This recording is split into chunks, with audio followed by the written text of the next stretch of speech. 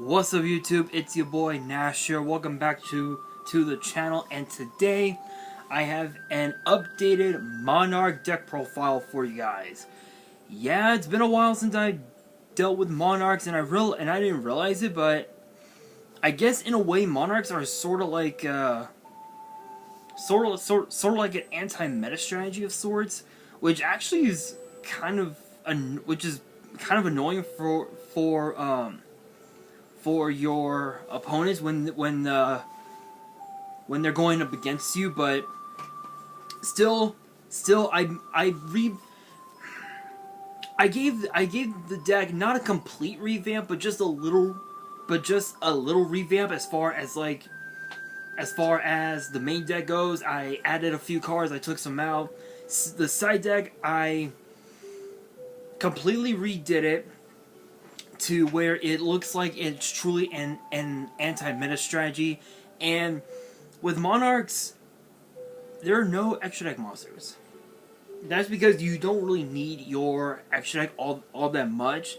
So if you were to run an extra deck, which is totally unlikely, then you're most likely going to be running cards, such as the Pot of Prosperity and the Pot of Extravagance to get your extra deck cards out, so you can trigger off the spell's effects. But with that being said, you guys are probably wondering, wait a minute, why are you doing this now? Shouldn't you be doing it tomorrow, which is Wednesday?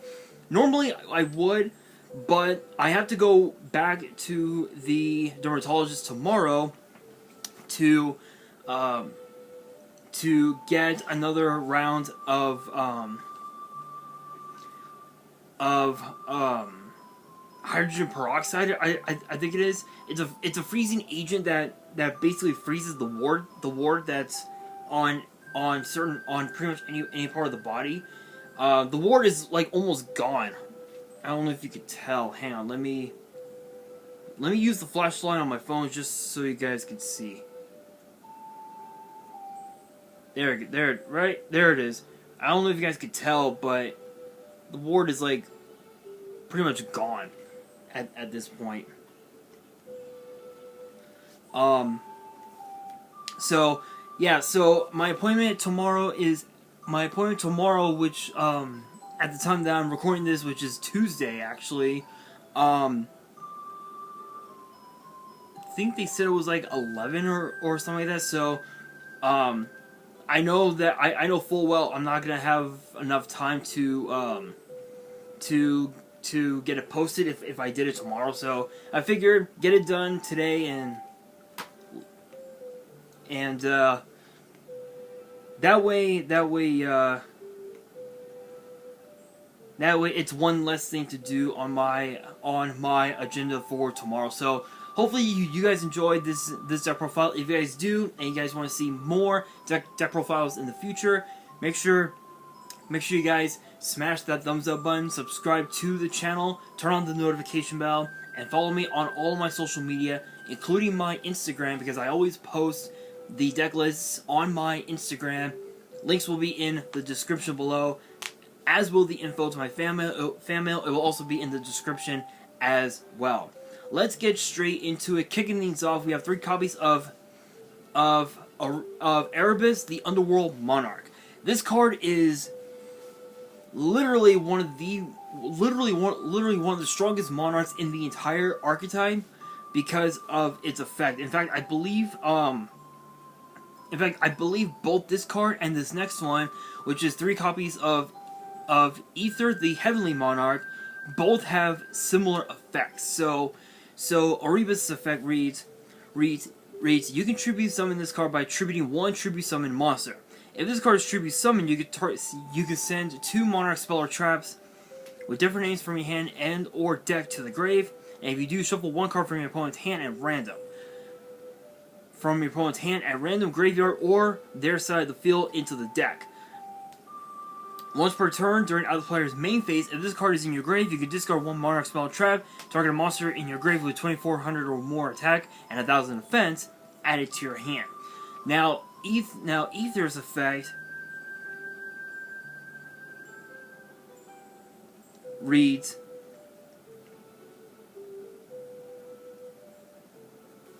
I believe, yeah. So Ether's effect reads that when it's tribute if it's tribute summon, you can send 2 Monarch spell or traps from your from your hand or deck to the grave, and you can summon a monster with 2400 or more attack and 1000 defense from your deck, but it gets returned to the hand during the end phase. So and also not only that, but its other effect reads you can banish 1 Monarch spell or trap from your grave, and immediately after it resolves, tribute summon this card, which is a quick effect. So with Erebus, his effect is more of a like it's kind of like a or like a really interesting like trap dust shoot of sorts, where it goes back into the deck, where cards can go back into the deck, which is not too bad. It does send your opponent back a turn, which is not too bad. But not only that, Ether's effect, it allows you to get an additional body on board, which is just absolutely insane. And the only other and other than Erebus that they can summon off of Ether, the only other cards that they can summon are the next 3 that I'm going to talk about here in a second, are Kai's the Mega Monarch, Zaborg the Mega Monarch, and Kuraz the Light Monarch, which these 3 are just absolute houses, which I'll get to them in a second. Both these cards are just absolutely insane. If you're able to get both on board, it's essentially game, because your opponent will have hardly any outs to it, especially with your spell and trap lineup that you have at your disposal. There's no way your opponent will be able to out Erebus and Ether in the same, that's on the same board basically. Next up, we have the one Caius the Mega Monarch. This card is absolutely insane because its effect is basically like the original Caius. It's basically Caius the Shadow Monarch, but on steroids. So Caius the Shadow Monarch's effect reads, excuse me, if this card is tribute summon, target a card on the field, banish it, and inflict 1000 damage to your opponent if it is a dark monster. So if the monster, if the card you banish is a dark monster, they take 1000 damage, which is actually pretty insane. Kai's effect is that, but on steroids. So its effect reads: if this card is tribute summon, target a card on the field, banish it, and inflict 1000 damage to your opponent. Then, if it's a dark monster card, banish all cards with that name from the hand, main deck, and from the main. Sorry, with that name from the hand, main deck, extra deck, and graveyard of the player who controlled it. If this card was tribute summoned by tributing a dark monster, add this additional effect. You can target 2 cards instead. So basically, it would deal. I believe the ruling is that it would just it would deal 2000 damage for each dark monster that was targeted, that was basically banished, which is really good. Again, this is basically Kai's on steroids, which is absolutely insane. Zaborg the Mega Monarch is basically Zaborg on steroids, where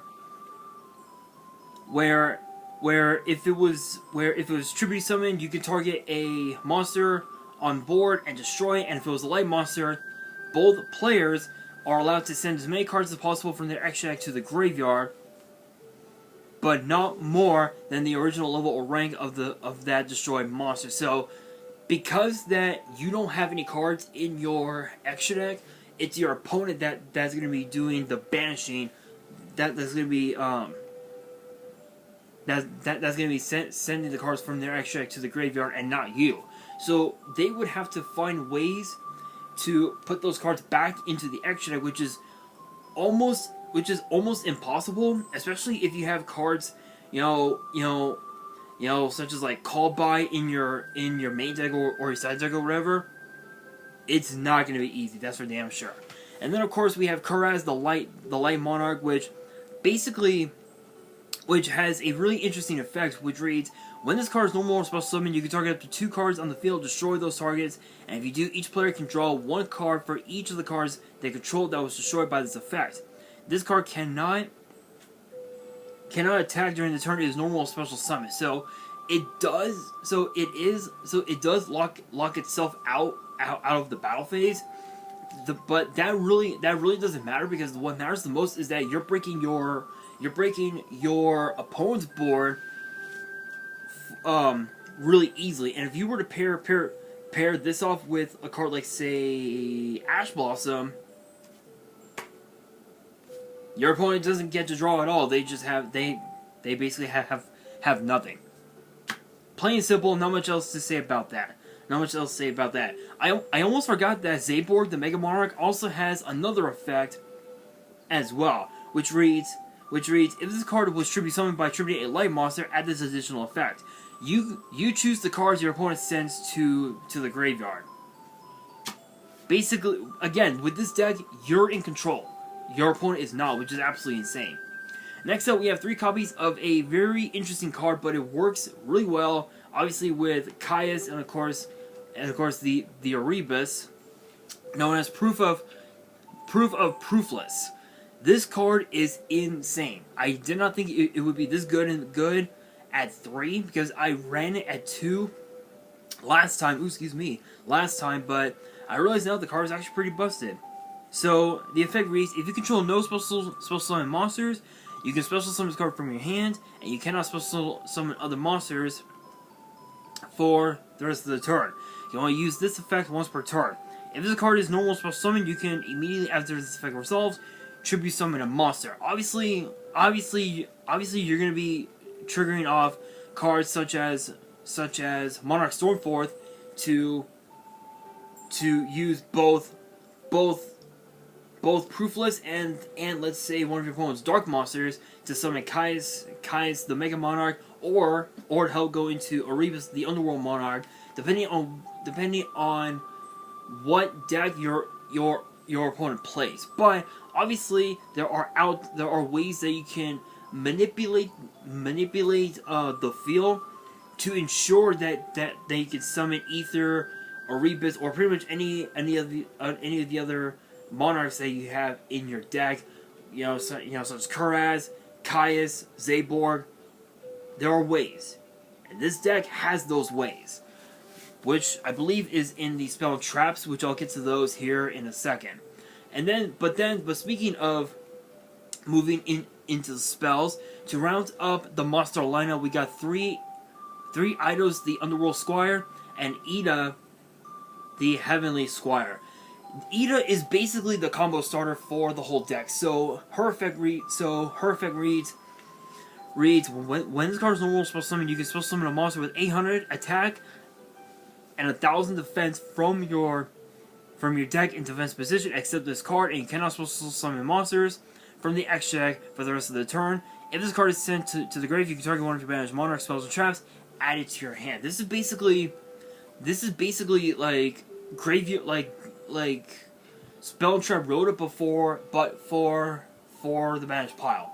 Obviously, with a lot of the spells and traps that are in this deck, you are going to be doing a lot of banishing, but because that you have Ida and you're able to recycle it back onto the board, and back to your hand, you're essentially just gonna have multiple ways to go into your to your Erebus, Ether, Caius, Zaborg, Kuraz really fast. And funny thing is that with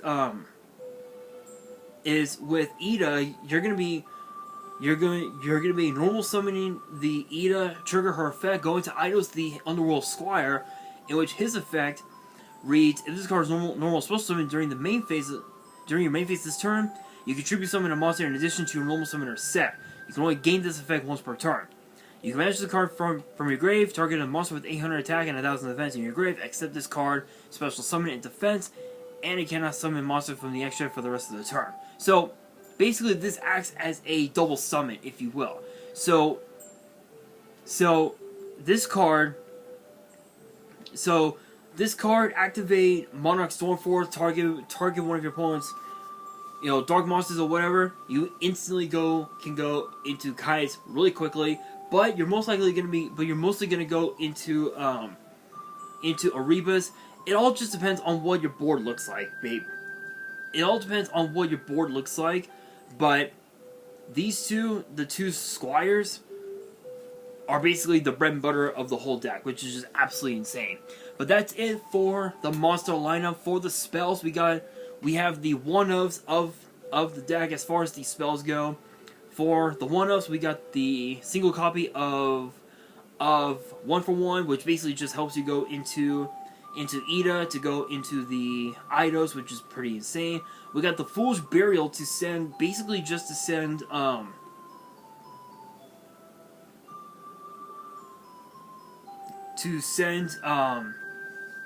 pretty much any of your Monarchs to your graveyard, so that way you can revive them back off of the effects of basically pretty much any of these spells and any of these spells and traps, which is absolutely insane.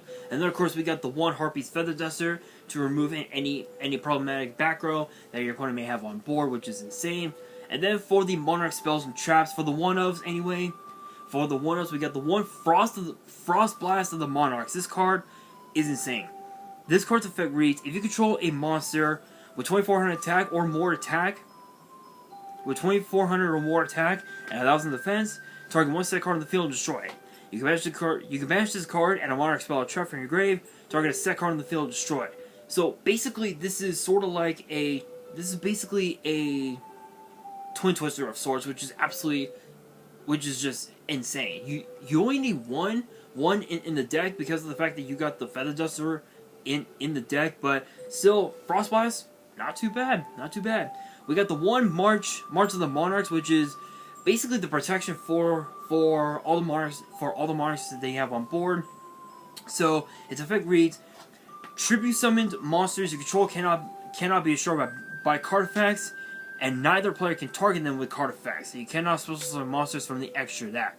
Again, you don't have a extra deck, which you don't care about that. You really could care less about the extra deck. The only thing that matters is that you're protecting your Monarchs from cards such as Dark Hole,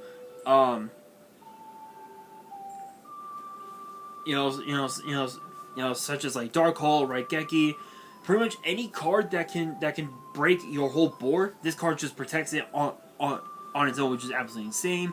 And then for the other one of the spells, we got Return of the Monarchs. This card is pretty good. So its effect reads: you cannot special summon monsters from the extra deck. When you tribute summon a monster, you can activate one of these effects. Add from your deck to your hand a monster with 2,400 attack and 1,000 defense with a different name from that tribute summon monster. Add from your deck to your hand a monster with 2,800 attack and 1,000 defense with a different name from the tribute summon monster. The tribute summon monster must be face up on the field to activate and resolve this effect, and it's a once per turn. This is basically the rota for the whole deck to help you search out Kuraz, Zabor, Caius, Ether, and Erebus. It's basically that, which is absolutely insane. We got the 3 Pantheism of the Monarchs, which is essentially the pot of greed for the whole deck. And the best part is that its second effect reads: you can banish this card from your grave. Reveal 3 Monarch spell or traps from your deck. Your opponent chooses one for you to add to your hand, and shuffle the rest back into the deck. So it's essentially a pot of greed, pot of duality, all in one card, which is just too broken. Dare I say more? Next up, we have 2 copies of Tenacity of the Monarchs. So the effect reads: reveal 1 monster in your hand with 2,400 attack and 1,000 defense, or 2,800 attack and 1,000 defense. Add a Monarch spell trap from your deck to your hand except this card. This is basically the spell trap rota. This can help you go in to help. This helps. Cannot speak. This can help you search out cards, such as the Prime Monarch, Monarchs Erupt, the First Monarch, Stormforth, or even also the field spell, Domain of the True Monarchs. Pretty much any spell, any Monarch spell or trap at your disposal, absolutely insane.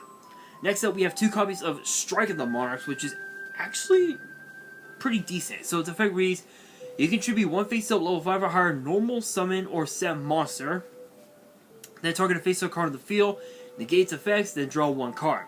The effects remain negated until the end of the turn. During your main phase, this card is in your grave. You can banish the card, then declare 1 attribute. All face-up monsters currently on the field become the attribute until the end of the turn. This is basically what I was talking about with the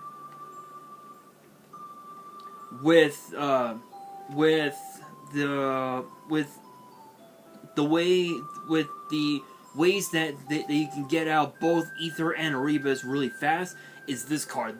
This is essentially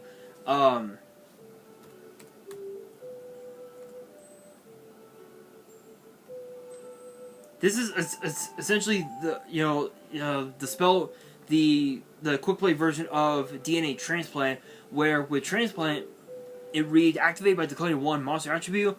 All face-up monsters become that attribute. This is basically that. So it basically gives you access to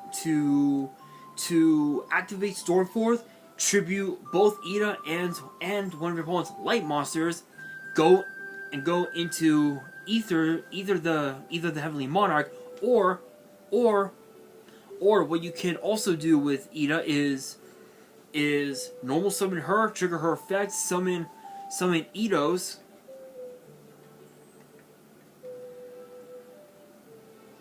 and then basically just tribute Ida off for Kuraz, trigger Kuraz effect, pop 2 cards on your opponent's board, and then tribute it off for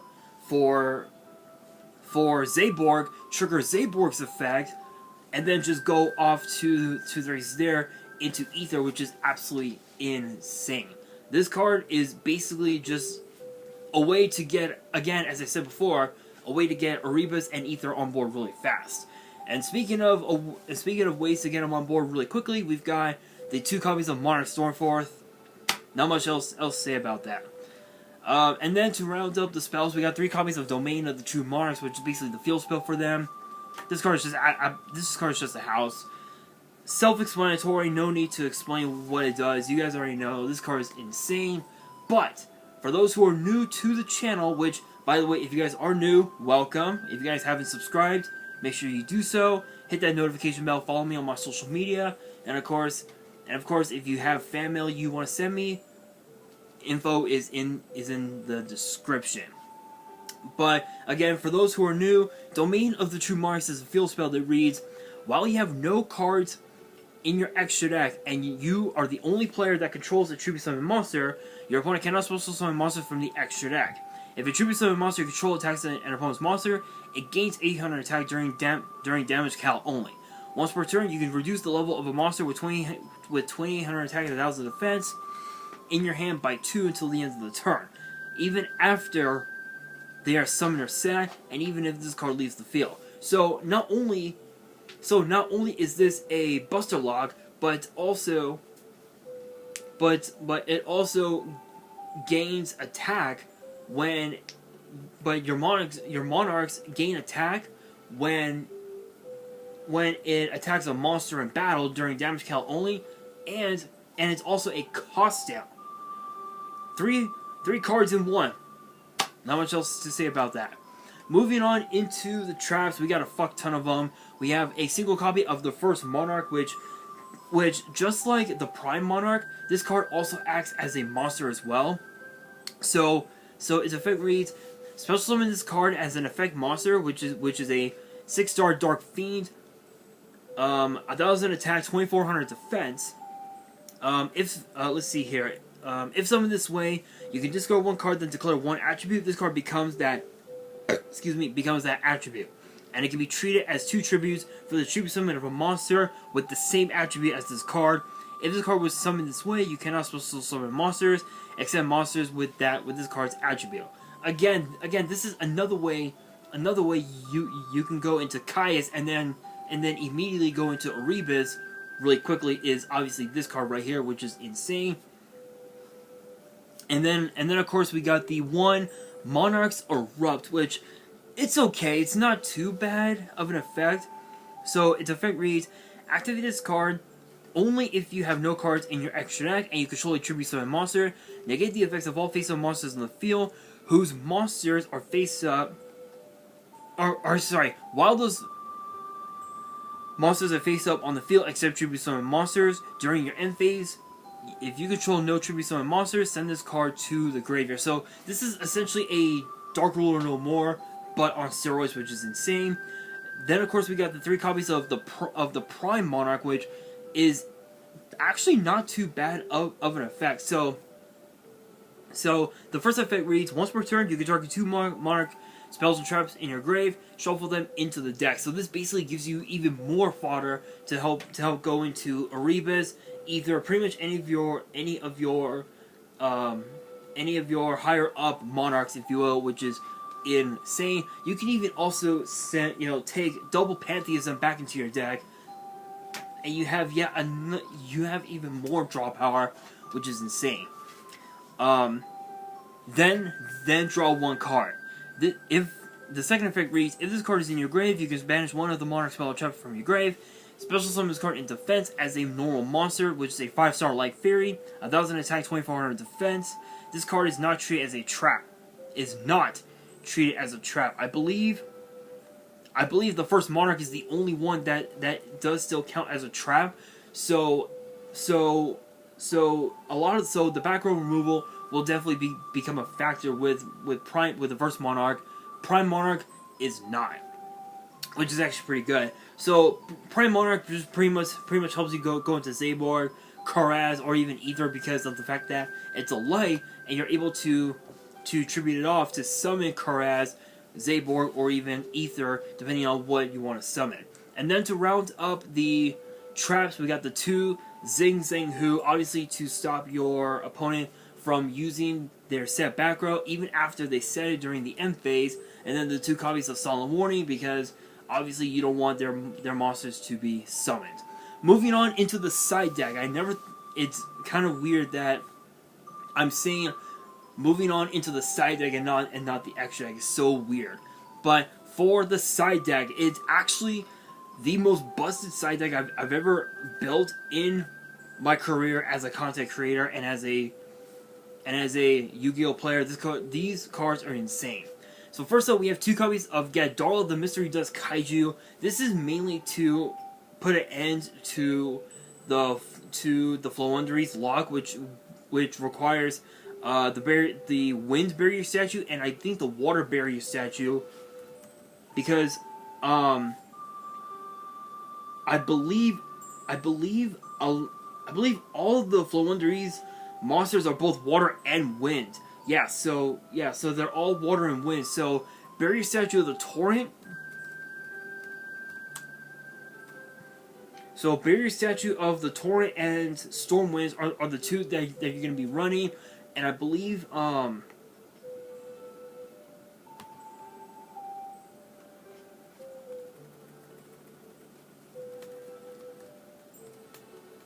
on, guys. I just realized that there's another card I should be running in this deck. I completely forgot about it. So I am running Kaijus. Obviously, we have the 2 copies of the Gaddarla, which can out the Wind Barrier statue. The 2 copies of Gamseel, which can out the Water Barrier statue. If you're going up against a Floowandereeze player and they do run both the Water and the Wind Barrier statues, these 2 cards will definitely out them really quickly. But speaking of Barrier statues, we have 2 copies of Barrier Statue of the Heavens and of course of the Abyss, because of the fact that the Monarchs are all light and dark. These 2 cards are just absolutely insane. Absolutely insane. Once you have these 2 on board, especially if you're going up against a Floowandereeze player, you win. It's essentially GG easily. And then of course we have 2 copies of Ash Blossom, obviously because you don't want your opponent to get any pluses off their combos. This card is just a house. For the spells, we got the the single copy of Call By, which I don't know why this card is at 1. It needs to be taken off the list completely. Put it back at 3. Let's just make it happen. And then, of course, 2 copies of Mystic Mind, just in case if nothing works, like if the Monarch fill spell doesn't work or whatever, you can definitely side them out for the Mystic Mind, and your opponent won't have any way to play Yu-Gi-Oh. And then, of course, 2 copies of Solemn Strike to round up the side deck. So, guys, that's gonna do it for this video. Hopefully, you guys enjoyed the deck profile. If you guys did enjoy, and you guys want more deck profiles in the future, make sure you guys smash that thumbs up button, subscribe to the channel, turn on the notification bell, and follow me on all my social media, including my Instagram, because I always post my deck lists on Instagram. Links will be in the description below, as will the info to my fan mail. It will also be in the description as well. And on that, this is your boy Nash, signing out.